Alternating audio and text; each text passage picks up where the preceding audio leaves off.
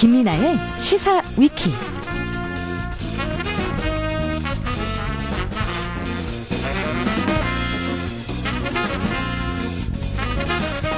그동안 사운드 오브 뉴스를 책임져준 김민아 기자, 오늘부터는 좀 색깔을 바꿔서 김민아의 시사 위키로 새롭게 시작을 해봅니다. 김민아 기자, 어서 오세요. 안녕하세요. 시사 위키가 무슨 뜻에서 만든 제목입니까?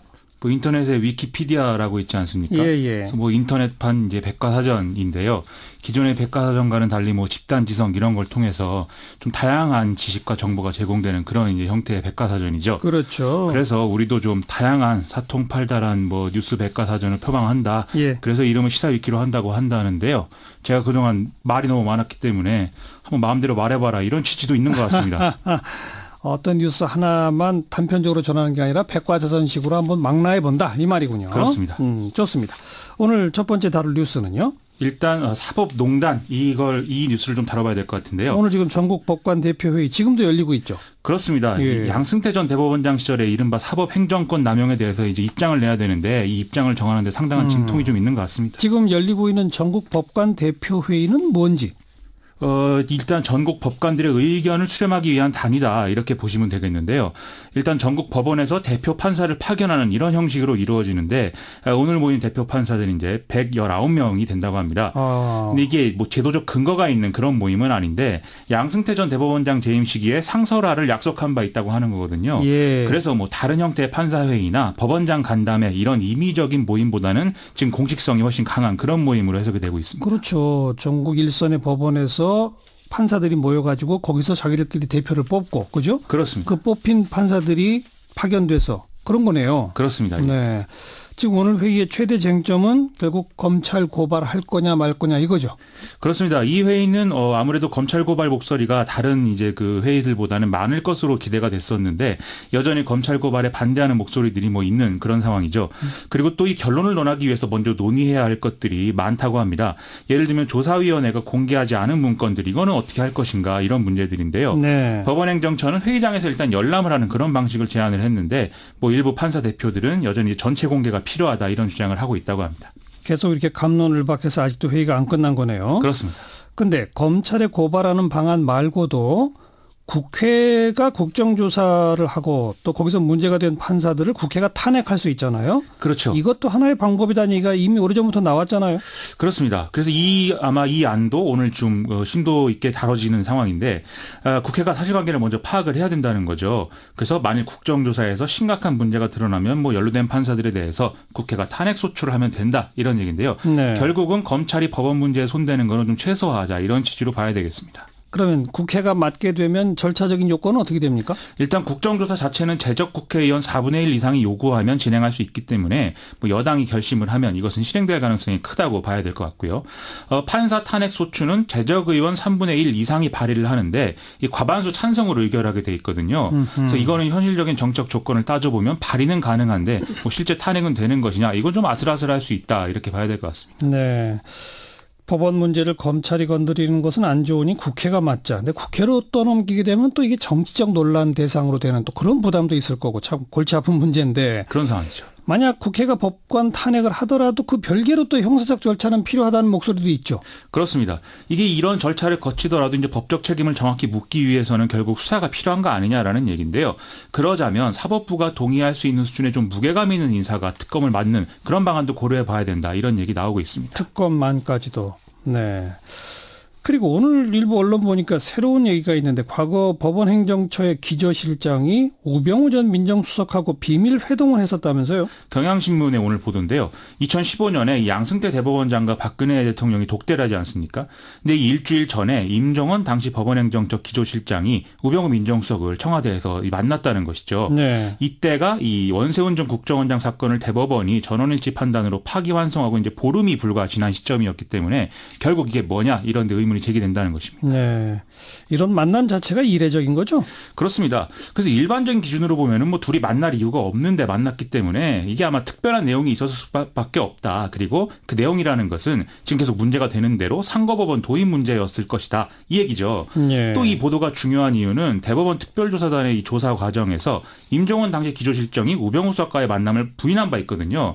이게 바로 재판거래 의혹은 사실이 아니다라는 판단의 근거가 됐었기 때문에 이게 뒤집어질 수 있는 내용이다라는 얘기가 되는 것이죠. 네.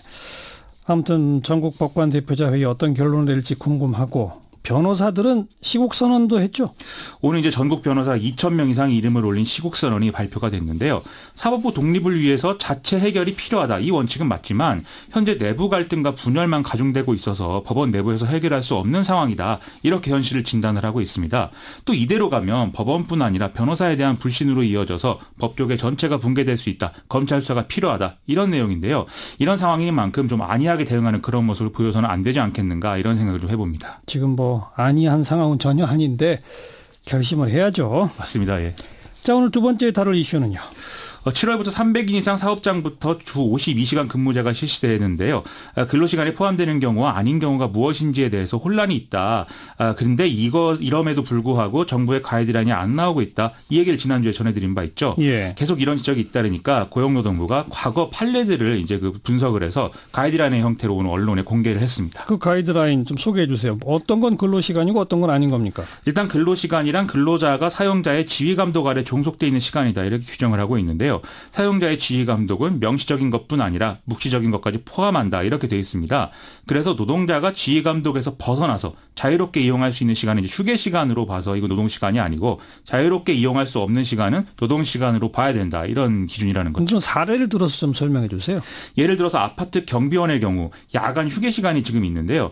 작년 12월에 대법원 판례를 보면은 이 시간은 사실상 이제 그 휴게 시간이라기보다는 긴급 상황에 대기하기 위한 그런 대기 시간이다. 그래서 노동 시간에 포함된다. 이렇게 판단을 했다는 것이죠. 아하. 이런 것들에 준해서 이제 판단을 해야 된다는 겁니다. 그건 아파트 경비원의 경우 좀 특수한 사례 같고 제일 많이 지금 언론에 나오는 게 일 때문에 거래처 사람들 접대하고 회식하고 이건 근로시간입니까 아닙니까? 접대의 경우에는 사용자의 지시 또는 승인이 있는 경우에 한해서 근로시간으로 인정한다. 이렇게 설명을 하고 있는데요. 네. 하지만 현실적으로 평일 저녁이나 휴일에 외부 인사를 접대할 때마다 일일이 사용자의 승인을 받는 것은 비현실적이지 않느냐 이런 지적이 또 잇따르고 있습니다. 그리고 회식은 명확하게 근로시간으로 보지 않는다. 이렇게 나와 있는데요. 그래요? 이거 회식은 업무의 연장이라고 하던데 왜 이게 아니냐 이런 논란이 계속 일어나고 있는 상황입니다. 회식은 그렇고 더 길게 워크숍 같은 걸 갔다면요?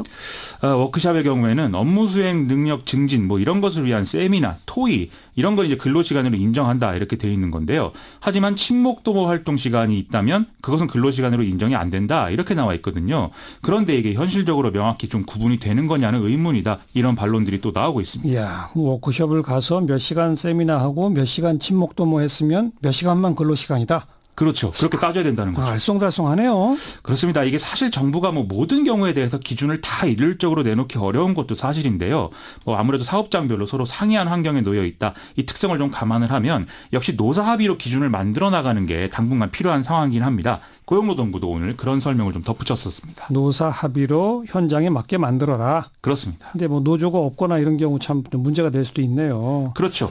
그래서 이제 모든 걸 법정에서 해결해야 되는 상황까지도 갈 수가 있는데 그런 것보다는 좀 지방고용노동청 등의 이런 노사 간 분쟁의 실질적 해결을 위한 방안과 권한을 주고 교육이나 계도를 해서 전국적 통일을 시켜나가는 섬세한 행정들이 동원이 돼야 될 것 같습니다. 네, 새로운 제도를 시행하면 초반에는 당연히 여기저기서 혼란이 생깁니다. 맞습니다. 근데 빨리빨리 그때마다 기준을 좀 잡아줘야죠. 맞습니다. 다음번 이슈는요? 국내 7위 암호화폐 거래소 코인레일이 해킹을 당해서요. 400억 원 상당의 암호화폐가 유출되는 사고가 있었다고 합니다. 코인레일이 보유하고 있는 전체 상품의 30%에 달하는 코인이 유출된 거니까 엄청난 피해라고 볼 수가 있겠죠. 이건 벌써 첫 번째 일이 아니잖아요. 그렇습니다. 국내에서 지금 발생한 피해로 보면 이제 최대 규모긴 한데요. 지난해 유비트의 경우에는 두 차례에 걸쳐서 각각 55억 원 그리고 170억 원가량의 피해를 내서 결국 파산한 바 있거든요. 그런데 다만 이 피해 규모를 놓고 봤을 때 해외의 대형 피해 사례보다는 좀 여파가 적다는 점에서 좀 불행 중 다행이랄지 그런 부분이 있는 것 같습니다. 지난 1월 달에 일본의 코인체크는 우리 돈으로 이제 5,332억 원 규모의 해킹 피해를 당했다고 하니까 이건 좀 비교가 안 되는 그런 수치였던 것이죠. 그래도 이렇게 자꾸 계속 해킹을 당하면 뭔가 대책을 세워야 되잖아요. 그렇습니다. 그래서 이제 대형 거래소들의 경우에는 정보보호관리 체계라는 이 체계에 의해서 이 보안 인증을 받도록 그렇게 되어 있는데요. 코인웰은 또 이 기준에 포함되지 않은 상황이었다고 하는 게 문제였고요. 그래요? 그런데 또 의무 대상자인 대형 거래소들도 아직 인증을 받은 상태는 아니라고 하니까 그야말로 해킹 무방기 상태가 이어지고 있다. 이렇게 얘기할 수밖에 없는 상황입니다. 대형 거래소는 왜 인증을 안 받아요? 지금 돈이 최소 50억에서 많게는 100억 원대까지 들 수 있어서 좀 꺼리는 분위기다. 이게 이제 언론의 보도 내용인데요. 오히려 코인레일 같은 경우에는 고의나 과실이 아닌 손해 발생 시에 책임을 지지 않을 수 있다라는 취지의 약관 개정을 했다. 이런 보안 조치가 아니고요.